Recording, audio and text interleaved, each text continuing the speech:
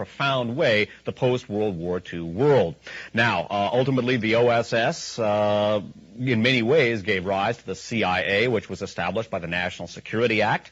It came into being in 1947, and many of the key functionaries with the CIA and many of the people who worked with it, although not actually members of it, were veterans of the OSS. One of the key people was Frank Wisner, again, very prominent Wall Street lawyer, a partner in Carter, Ledyard, and Milburn. At one point, when Wisner was Deputy Director of Central Intelligence, another Deputy Director of Central Intelligence, Harding Jackson, was also a major partner in Carter, Ledyard, and Milburn.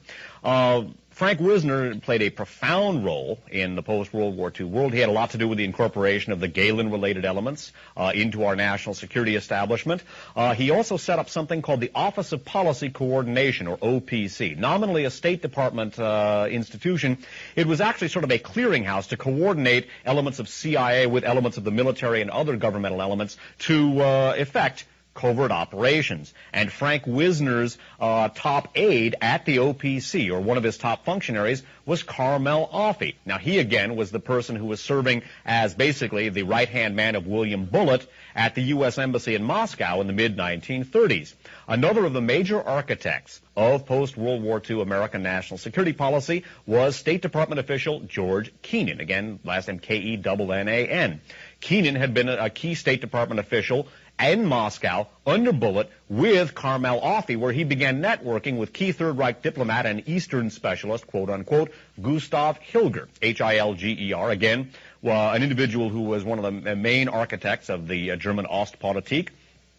And later, when all of these people, in a sense, graduate, when Frank Wisner graduates from OSS to CIA, when Carmel Offee graduates from the State Department to the OPC, basically, in essence, CIA, and when George Kennan moves on up in the Department of State, who does he bring into the United States as a top advisor to the United States on Soviet affairs?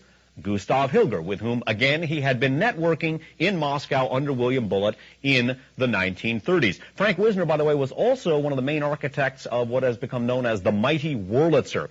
One of the things that has been most destructive to the United States in the Cold War period was the establishment of the CIA's media component. Because the Soviet Union under Stalin had a totalitarian press, it was deemed necessary and essential for the United States to establish something similar to this. It was felt that if we had a free and open media, this would work to our disadvantage in our struggle with what was obviously a totalitarian state, the Soviet Union under Stalin.